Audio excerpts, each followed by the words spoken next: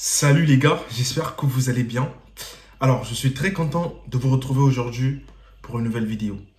Même si cette vidéo va vous raconter une histoire assez triste, je vous conseille de rester jusqu'à la fin de cette vidéo. C'est très important pour beaucoup de personnes qui ont des projets de voyager au Canada.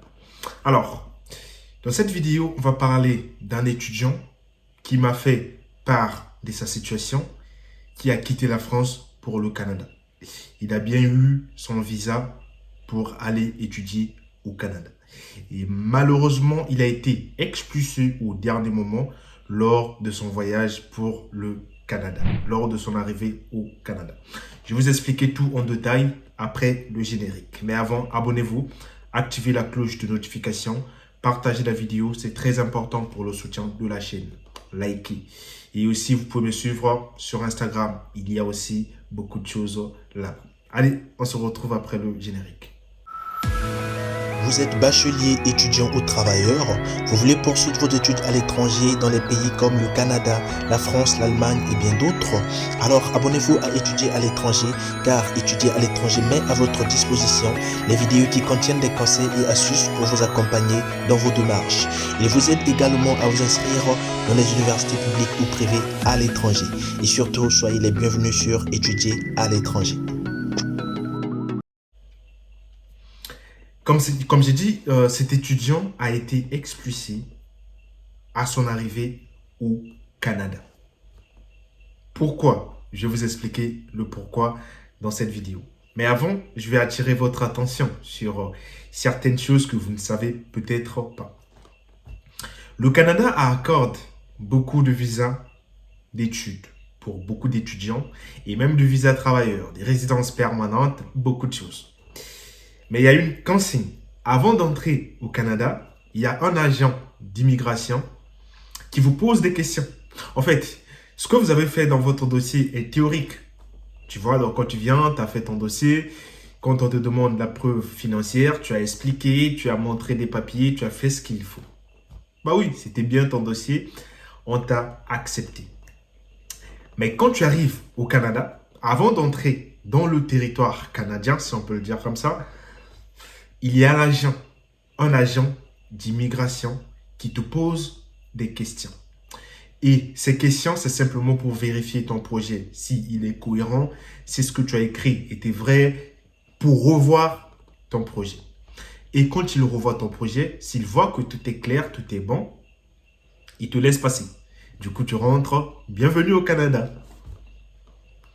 Mais il se peut, dans d'autres cas, comme pour le cas de l'étudiant que je vais vous expliquer dans cette vidéo, ça n'a pas été pareil pour lui. Du coup, lui, il est arrivé, il a fait, mais malheureusement, il n'a pas réussi à convaincre l'agent de l'immigration. Et ce dernier l'a expulsé. Pourquoi il n'a pas pu? Tandis que c'est un dossier qu'il a fait il y a longtemps. Il a quitté la France pour aller au Canada. C'est bien. Le Canada, c'est très bien. Comme la France aussi, c'est très bien. Mais le Canada, ça va aussi. Du coup, lui, il a quitté la France pour le Canada. Il a fait ses démarches. Sur comment il a fait ses démarches, je ne peux pas trop vous expliquer dans ça parce que, sincèrement, il n'a pas fait ses démarches avec moi. Donc, comme tout le monde, quoi, il a fait ses démarches, il a suivi les programmes d'études d'un année. Il a eu une admission. Il faut savoir qu'au Canada, il y a plusieurs programmes. Il y a des programmes qui sont gratuits, tout comme il y a des programmes qui sont payants. Et la différence, c'est qu'il faut voir ces programmes avant de postuler. Il faut savoir, est-ce que je postule dans quel programme? Est-ce que ce programme est gratuit? Est-ce que ce programme est payant? C'est pas comme en France. En France, quand vous arrivez, enfin, quand vous avez le visa, vous avez les, enfin, c'est fini. Quand vous avez le visa pour rentrer en France, vous rentrez en France. Il n'y a plus personne pour vérifier votre projet, pour vérifier l'année. Il n'y a plus personne. Vous rentrez. Mais au Canada, c'est pas pareil. Du coup, qu'est-ce qui s'est passé avec l'étudiant? Il a fait sa procédure, comme je l'ai dit, et il a eu une admission dans un programme que je viens de découvrir même. Le problème, c'est qu'il ne s'est pas beaucoup renseigné sur ce programme. Et quand il faisait sa procédure, il a fait la même chose que la France. C'est-à-dire pour la preuve financière, il a pris, je ne sais pas, les documents de son parent, une année comme ça, qui lui a fourni des documents. Il a demandé le visa canadien avec ça. Fort heureusement pour lui, le dossier a été accepté. Du coup, on lui a envoyé un mail pour lui dire que votre demande a été approuvée. C'est-à-dire qu'il a eu le visa. La première étape pour rentrer au Canada. C'était déjà bien pour lui, c'est bien parti pour lui. Et là, il a sous-estimé le reste de la procédure. C'est-à-dire, il s'est dit que bon, là, ma demande, elle était approuvée. J'ai plus rien à prouver à qui que ce soit. C'est comme en France, je vais rentrer direct, tranquille. Le problème, c'est qu'il a négligé. De deux, les documents qu'il avait fournis, c'était pas ça. Enfin, c'était des documents fabriqués de toutes pièces qui ne sont pas vrais, c'est-à-dire c'est pas la vraie situation. Et là, il arrive, il prépare ses choses, et il quitte la France. C'est-à-dire, il va à son école en France, il démissionne. Quand on parle de démissionner là, quand je parle de démissionner là, c'est abandonner ce qu'il faisait en France. Il était étudiant en France. Du coup, il a abandonné ses études en France pour aller poursuivre au Canada parce qu'il s'est dit que c'était mieux le Canada.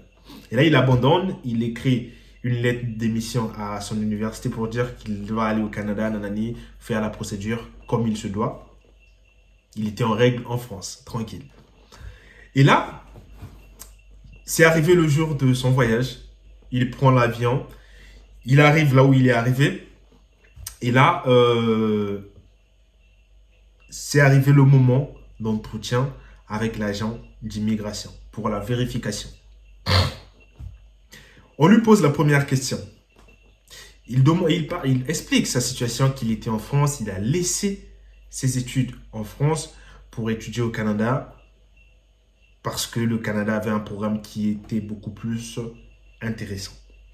Et on lui a demandé pourquoi ce programme était intéressant. Il a commencé à parler de la gratuité, nanani.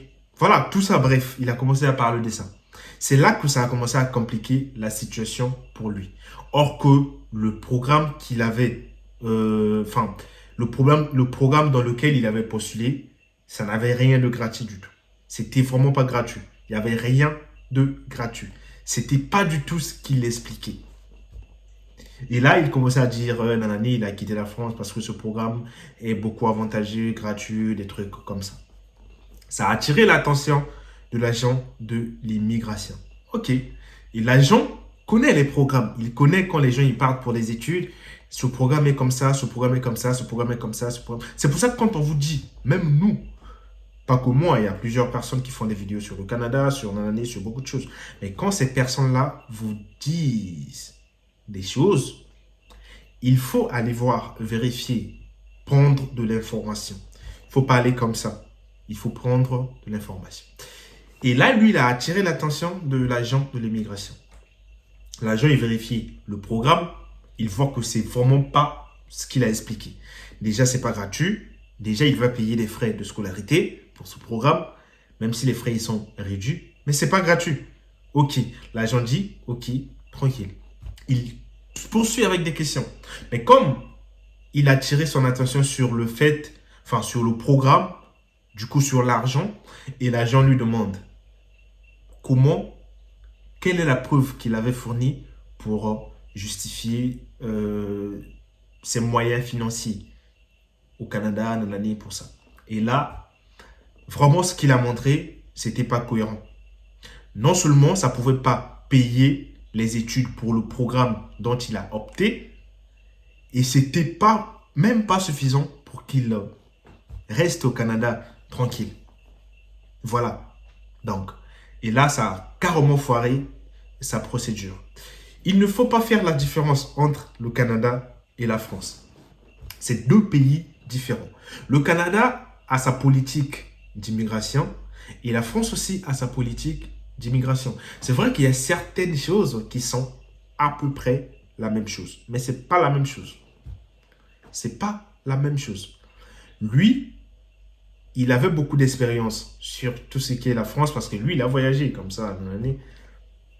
Mais le Canada, ce n'était pas pareil.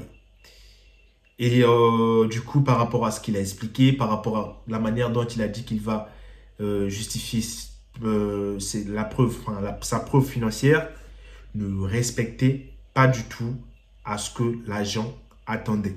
Au début, il s'est déjà trompé sur le programme, sur le fait que le programme était gratuit, or que pas du tout. Et après, il s'est encore embrouillé sur sa preuve financière. Et là, il a été expulsé. Et c'est vraiment triste. C'est vraiment triste. Moi, je lui ai demandé avant de faire cette vidéo. Et du coup, cette vidéo, c'est pour attirer votre attention. Qu'est-ce que vous en pensez de cette situation? Et moi, j'espère pour lui que quand il va retourner en France, son université va l'accepter. Et parce que pour l'instant, son titre de séjour est toujours valable pour la France. Je pense qu'il peut encore retourner en France. Mais il va retourner en France en espérant que son école va lui reprendre. Si ce n'est pas le cas, il va rester en France jusqu'à ce que son titre de séjour va s'expirer. Et après là, il doit chercher un autre moyen pour demander un nouveau titre de séjour. En tout cas, j'envoie beaucoup de prières. J'envoie beaucoup de force à cet étudiant. C'est la vie, ça se passe comme ça, des fois. Il ne faut jamais laisser tomber.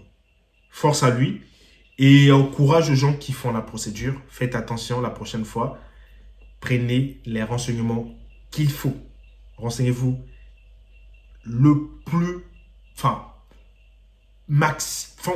renseignez-vous vraiment le plus important possible. C'est important. J'espère que la vidéo vous a donné une leçon. Si c'est le cas, laissez encore une fois de plus un pouce bleu. Et on se retrouve à la prochaine fois pour une nouvelle vidéo. Ciao.